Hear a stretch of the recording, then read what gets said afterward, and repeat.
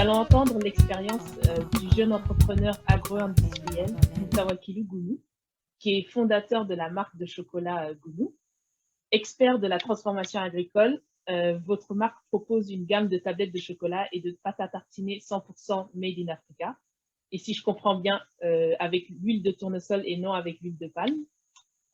Persévérant et curieux, vous décidez également de mettre un pied dans le digital en 2017 avec le lancement de votre plateforme Small Souls. Votre projet a été sélectionné par la fondation Tony Elumelu pour l'entrepreneuriat en 2018. Vous avez comme objectif de produire et distribuer les pots de chocolat dans tous les pays du continent d'ici 5 ans.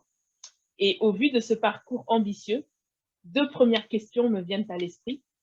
Comment entreprendre déjà dans un environnement africain et porter son projet à la réussite? Et dans un second temps, est-ce un avantage ou une difficulté d'être un diasporien? Parce qu'il me semble que vous avez vécu pendant plusieurs années au Japon. Merci. Ok, merci beaucoup Fatou pour ces questions.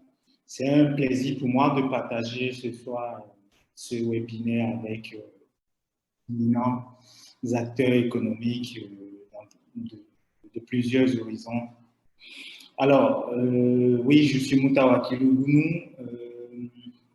je suis entrepreneur dans l'agro-industrie. Avant toute chose, j'aimerais faire remarquer que je pense, en tout cas pour ma part, qu'en Afrique, on appréhende la question de l'entrepreneuriat ou la question du développement d'une façon, je vais dire typiquement africaine. La question du développement vient surtout quand les différents acteurs qui forment une nation commencent par produire ou créer de la valeur ajoutée. Sans valeur ajoutée, il n'y a pas vraiment de la croissance. Et donc, sans croissance économique, pas de développement de façon, je vais dire, globale. Et donc, c'est une des choses que moi, en étant étudiant d'ici au Bénin, j'ai pu constater, j'ai pu toucher du doigt. Parce que l'entrepreneuriat, c'est prendre quelque chose, que ce soit prendre une matière qui a une valeur qui a une valeur X, et ensuite de transformer cette matière en une autre matière D, mais qui a une valeur N fois X, mais qui est utile à un marché. Et à partir de ce moment, on capte de la valeur, et ensuite cette valeur est distribuée au sein d'un espace, et c'est ce qui apporte de l'amélioration dans la qualité de vie de ceux qui y résident. Donc, en tant qu'entrepreneur ici en Afrique, une des choses que moi j'avais constaté, c'est que on a énormément de matières premières, que ce soit dans le domaine agricole, que ce soit dans le domaine des mines, etc. Nous en avons abondamment. Mais malheureusement, ces matières ne sont presque pas transformées, sont quasi exportées sous la forme brute. Et donc, nous exportons comme ça notre croissance économique, nous exportons comme ça notre développement. Et justement, le chômage dont il est question, nous exportons aussi le travail que nous devrions normalement créer sur place. Et donc, voilà des éléments sur lesquels moi, dès mon jeune âge, j'ai toujours voulu apporter des solutions. Et j'étais convaincu que l'unique moyen pour apporter des solutions économiques et durables, c'était surtout de créer des industries. Et en parlant d'industrie, pas seulement dans le domaine agro-industriel, mais il s'agit par exemple de l'industrie dans le domaine numérique, il s'agit de l'industrie dans le domaine des services. Et donc, il m'a fallu, bien sûr, passer par plusieurs étapes, plusieurs phases pour pouvoir arriver là où on est, parce qu'effectivement, on a un environnement, un écosystème, je dirais, un écosystème qui ne comprend pas encore ce que c'est que la prise de risque, que ce soit par les acteurs institutionnels, que ce soit par les acteurs privés. La compréhension ou l'appréhension, la perception de la prise de risque est extrêmement, moi je vais dire, biaisée. En tout cas, on n'a pas encore beaucoup de personnes qui acceptent de prendre des risques, surtout sur le long terme. Et donc, il m'a fallu prendre pas plusieurs étapes. Premièrement, il a fallu que je passe d'abord par, en tant que CEO d'une ça, ensuite démissionner de là. Quand on n'a pas le capital, il faut réellement avoir une stratégie fiable et durable. Et donc, voilà un peu comment mon parcours, ça m'a permis de passer par 2 étapes avant d'arriver là où je suis actuellement. Et ensuite, est-ce que le fait d'être allé à l'étranger a accompagné ce que nous sommes en train de faire? Je dirais oui, parce que ça m'a permis effectivement de me former, de mieux me former, de travailler avec des chefs d'entreprise d'un certain niveau, ensuite d'acquérir de l'expérience et de l'expertise que je suis justement en train de faire valoir en ce moment. Mais la réalité ne change pas. Enfin, les réalités des choses ne changent pas que l'on ait accès à des expertises externes ou qu'on soit resté au pays. Les réalités sont toujours les mêmes parce que l'écosystème est là. Les acteurs sont toujours là avec leur mindset et leur perception des choses. Et une des choses qui me paraît importante de souligner, c'est un peu, si vous voulez, je vais prendre l'exemple de l'Angleterre parce que j'aime beaucoup l'intelligence économique, ça fait partie de mes domaines de compétences. Quand on analyse un peu la stratégie nation de l'Angleterre, il y a quelque chose qui m'a frappé, c'est que ils ont créé une synergie entre la formation, c'est-à-dire les écoles, les universités et le secteur privé, pour permettre une diffusion des connaissances dans les 2 sens, c'est-à-dire de l'université vers les entreprises et des entreprises vers les universités. Normalement, dans les pays développés, ce qui se fait, c'est que la formation elle-même intègre le secteur privé. C'est-à-dire les programmes et les curricula de formation tiennent compte des besoins réels de l'environnement, enfin, du secteur privé et ensuite des orientations stratégiques qu'un pays met en place. Mais quand on vient chez nous, on n'a pas la possibilité d'identifier clairement quelle est la stratégie qui est mise en place. C'est-à-dire qu'il n'y a pas de connexion entre la formation et le secteur privé. Normalement, la formation est là pour apporter de la ressource humaine, de l'expertise, du savoir-faire pour le secteur privé, pour améliorer encore la compétitivité de ce secteur privé. Mais dans nos différents pays, on ne constate pas. Par exemple, nous, de façon spécifique, il y a des profils, si vous voulez, des compétences qu'on ne parvient pas à trouver sur place. Donc, nous sommes développés des expertises pour l'entreprise. Parfois, on est obligé aussi d'aller chercher de l'expertise à l'étranger. Bien sûr, à notre niveau, on fait comme on le peut, mais il reste encore énormément de choses. Donc, il y a cette déconnexion entre les différents acteurs économiques qui devaient travailler ensemble de la performance et de la compétitivité au niveau national qui n'existe surtout pas. Bon, je vais m'en arrêter là et peut-être s'il y a des questions au fur et à mesure, on va évoluer. Merci beaucoup, Gounou. C'était très instructif et je pense que vous avez pointé du doigt l'une des principales problématiques qui est la connexion entre le secteur privé et la formation afin de promouvoir la compétitivité et avoir une croissance un peu plus inclusive.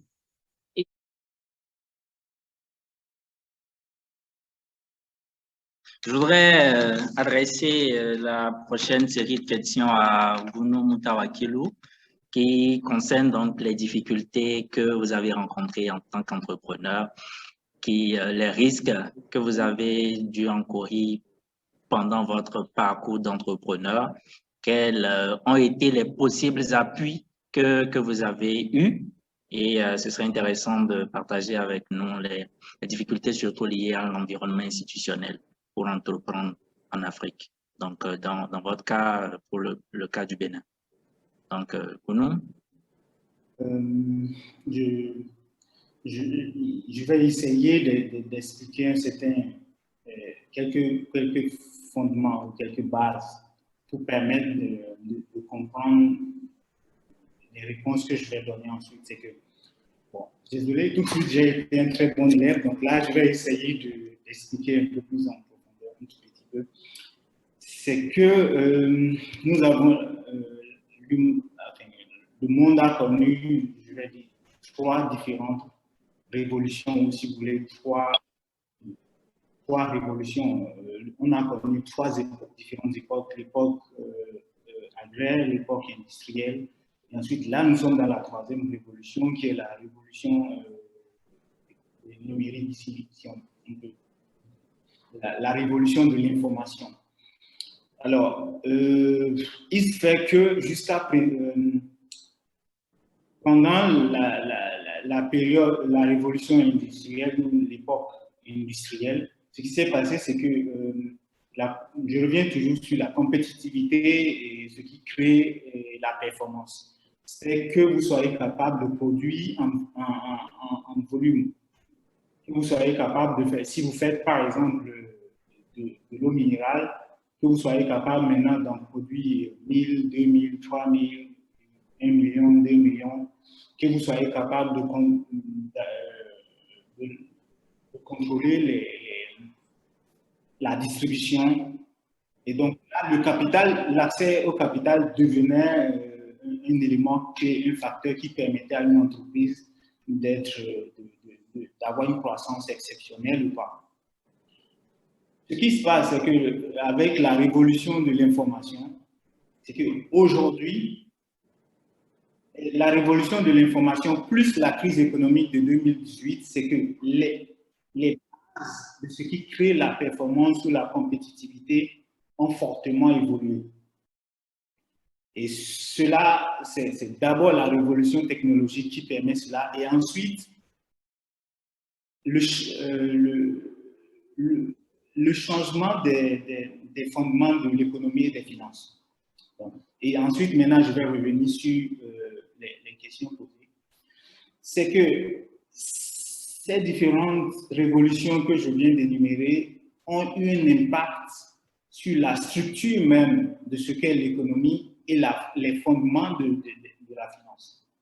Mais ce qui s'est passé, c'est que dans notre écosystème en Afrique, surtout de l'Ouest, nous sommes encore restés figés sur les réalités de l'époque industrielle. Et parfois même au pire, bon, là c'est au meilleur des cas, sinon on a encore les fondements de l'époque agraire. Et donc aujourd'hui, vous avez en face des environnements, enfin des pays ou des espaces dans le monde où le capital devient une commodité. Ce que j'appelle une commodité, c'est que le capital n'est plus, l'accès au capital n'est plus aussi complexe que dans notre écosystème. Vous avez l'accès aux technologies qui n'est plus un facteur limitant chez nous, ailleurs autant que chez nous. Et ensuite, quand vous avez ce genre et la ressource humaine, justement, c'est ce dont on est en train de parler tantôt. Et ce qui se passe, c'est qu'on a un environnement, okay, où un entrepreneur ou un jeune entrepreneur, comme nous, hein, je pense que l'environnement du Bénin ne diffère pas de celui du Sénégal ou du Mali. Donc, on a un environnement où le jeune entrepreneur est obligé de construire, si vous voulez, sa charpente de A à Z.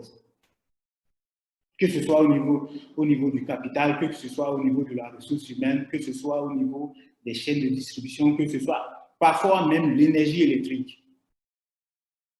Et donc, quelles sont les difficultés auxquelles on a été confronté, en tout cas particulièrement moi? C'est en fait sur toutes ces chaînes. Donc, pendant que, je vous donne un exemple, moi j'ai pris 3 ans, d'accord, pour parvenir à atteindre un niveau d'investissement qui atteint le niveau où on peut dire oui, maintenant on est une entreprise. Et je ne peux même pas dire qu'on a encore le niveau de compétitivité qui nous permet de concurrencer efficacement sur les produits d'importation. Déjà, sur notre propre marché, on a un environnement qui, enfin, je ne sais pas si je vais être peut-être un peu radical en disant qu'on a un environnement qui est une passoire. C'est-à-dire que dès que vous voulez importer de l'alimentation, d'abord, vous l'importez, vous commencez par distribuer. Mais moi, parce que je suis un acteur local, avant de mettre sur le marché, je suis obligé d'abord d'avoir des certifications, de passer par des processus. Et en face, on dit, oui, c'est parce que ce qui est produit à l'étranger est forcément de bonne qualité. Mais c'est une façon aberrante d'appréhender les choses. Ça fait un. Deuxièmement, vous avez l'administration. Pour une start-up, nous avons des charges administratives. Si je prends par exemple le fait de faire certifier ses états financiers, c'est une charge fiscale, ce n'est pas une charge de production, ce n'est pas une charge stratégique, c'est une charge fiscale. Si vous êtes obligé, en tant que start-up, d'avoir une équipe financière et administrative, ça c'est une charge fiscale. Parce qu'il y a des environnements où vous avez un système qui vous permet, vous en tant que, si vous avez des formations, enfin, vous n'êtes pas obligé en tout cas d'avoir une équipe financière et une équipe comptable et administrative. Ça, ce n'est pas des charges, surtout au début, dans les 3 années, ce n'est pas des charges de production, c'est des charges administratives presque inutiles. Donc, il y a tout un tas de boulots d'étranglement pour lesquels des jeunes entreprises sont obligées de passer du temps, d'allouer des ressources pour pouvoir y faire face et ne pas menacer la continuité de leurs activités.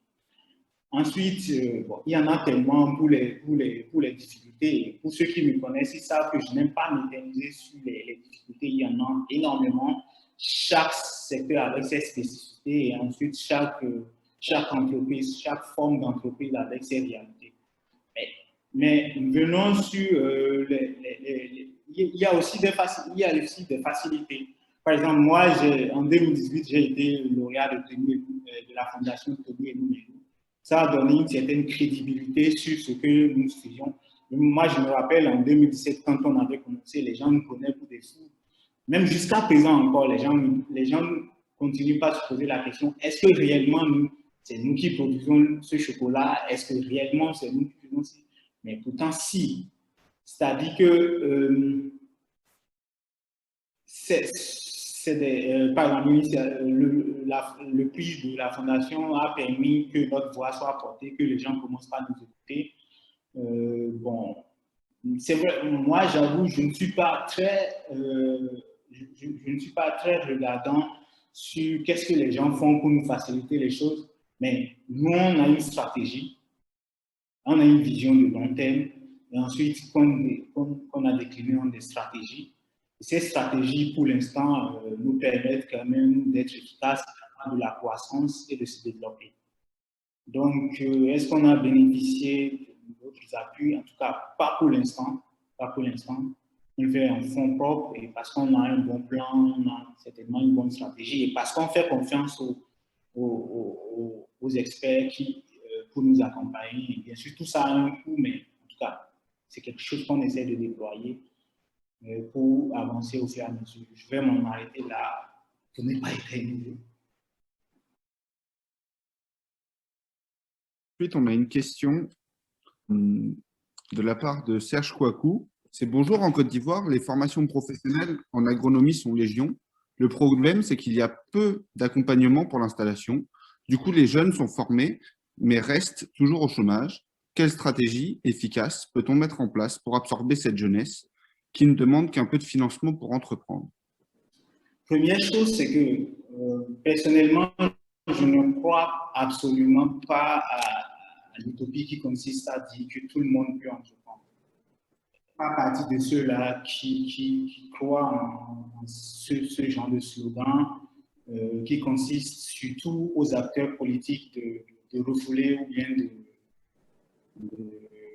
d'envoyer leurs responsabilités vers les autres. Je pense que nulle part d'ailleurs au monde, on peut avoir, nulle part au monde, tout le monde ne peut entreprendre. Cependant, je crois sur le fait que l'entrepreneuriat, ma perception, c'est que l'entrepreneuriat n'est pas une question romantique. C'est une décision profonde qui répond à des aspirations. On est conscient des risques, on est conscient des sacrifices que cela demande. Et ensuite, on est prêt à prendre quelqu'un un vrai entrepreneur qui a des facilités pour s'installer, normalement est capable d'aller au-delà. Parce que, par principe, en fait, une personne efficace, c'est une personne qui est capable de transformer, en tout cas, dans les réalités dans lesquelles nous sommes. Un bon entrepreneur, c'est une personne qui est capable de transformer une information en une opportunité, ensuite une opportunité en richesse. En fait, c'est ça. Et donc, si on est dans un environnement, bon, bien sûr, tout n'est pas parfait, où on a une facilité pour s'installer, j'estime que c'est déjà un grand pas. En tout cas, moi, dans mon cas, je vais dire nous, dans notre cas maintenant, puisque je ne suis plus tout seul, on n'a pas eu de facilités de cette nature, en tout cas. Et donc, j'estime que si on a des facilités pour s'installer, c'est déjà un grand pas. Bien sûr, on peut toujours rester là, demander mieux, on peut toujours rester là, se dire pourquoi on ne fait pas ci, pourquoi on ne fait pas ça. Mais toujours est-il que un entrepreneur, c'est quelqu'un qui est conscient de l'environnement dans lequel il agit, dans lequel il veut se développer. Ensuite, qui identifie ses avantages, ses forces. Ensuite, qui met en place un vrai plan, une vraie stratégie pour gagner peu importe la situation. Ça, c'est un vrai entrepreneur. Bien sûr, après, moi, je vois le reste comme étant des bonus et non comme étant des... Alors, on a une petite panne technique. Bon, ça devait arriver, certainement. Il y a Gounou qui nous a rejoint. Donc, Gounou, je vais vous laisser terminer votre exposé de tout à l'heure.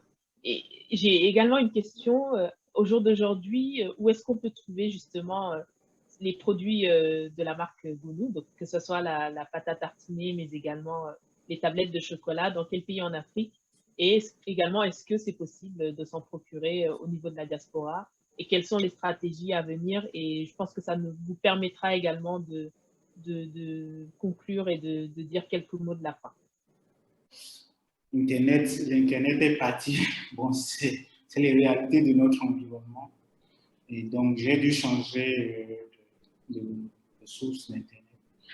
Alors, bon, je vais revenir un peu sur les charges. La première question, comment est-ce que on fait pour réduire les charges, toutes les charges qui pèsent sur les startups? Et ensuite, répondre à votre dernière question qui est où est-ce que les produits sont disponibles. Bon, je pense que, comme je le dis encore, nous sommes à une époque où c'est pas l'acte dans l'entrepreneuriat n'a pas changé de façon synthétique. Ce qui a changé, c'est les leviers qui sont disponibles aujourd'hui pour nous plus qu'hier.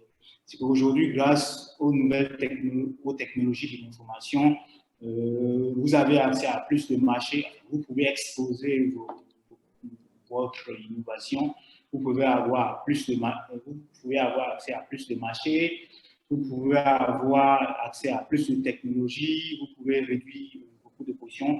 Moi, je suis sûr et certain en 95, si quelqu'un voulait faire une usine comme ce que je suis en train de faire, ça va lui coûter plus d'argent. Ce n'est pas évident que la personne atteigne ce niveau de compétitivité, de productivité. Donc aujourd'hui, vous voyez par exemple, ce qui se passe, l'innovation, ça permet d'appréhender les choses autrement.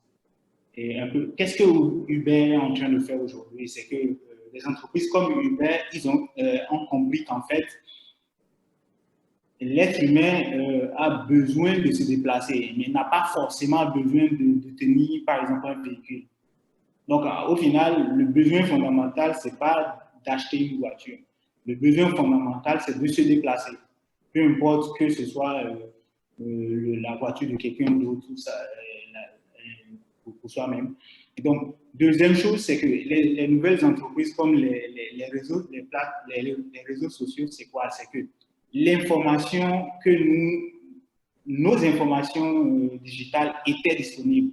Comme je l'ai dit, c'est un peu comme nous, notre industrie, nous prenons la matière première, nous ajoutons de la valeur ajoutée et ensuite ça devient un produit qu'on peut vendre. Et de cette même façon, l'industrie numérique fait pareil. L'industrie numérique prend des informations de base qui étaient là. Hein.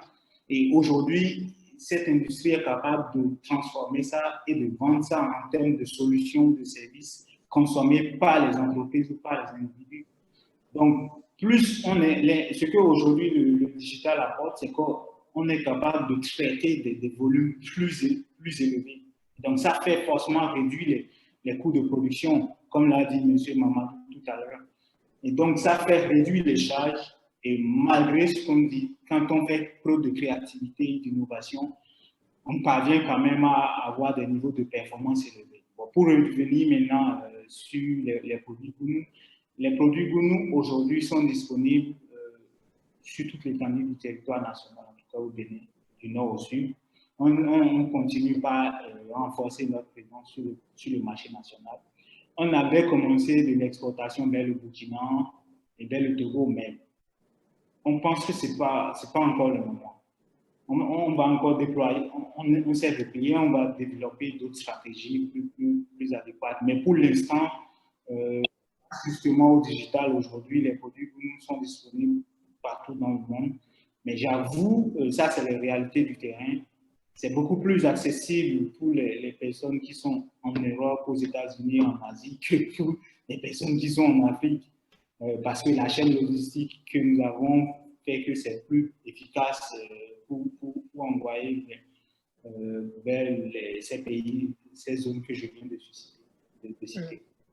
Bon, mon mot de fin, si j'ai quelque chose à dire, c'est que, comme j'avais certainement commencé par dire avant que la connexion ne parte, c'est que j'ai l'intime conviction qu'aujourd'hui, dans notre environnement, dans notre espace, surtout dans l'Afrique de l'Ouest, notre écosystème a des limites et essentiellement imputables aux faiblesses ou aux failles de nos dirigeants. Mais je pense, et je continue pas à défendre ça, que nous, les jeunes entrepreneurs, nous sommes capables d'apporter des solutions, de vraies alternatives face aux limites de ce que nos différents gouvernements ont, face aux limites qu'exposent nos différents gouvernements. Et donc, grâce à l'innovation, grâce à l'audace, grâce à des entreprises saines, pérennes que nous allons construire, nous pouvons apporter de vraies solutions, non seulement au niveau économique, mais aussi au niveau social. Ça, c'est mon mot de fin. Merci beaucoup pour ces paroles inspirantes et je pense que ça sera l'occasion pour beaucoup d'entrepreneurs en herbe ou bien de futurs entrepreneurs d'avoir conscience de tout ce que vous avez dit.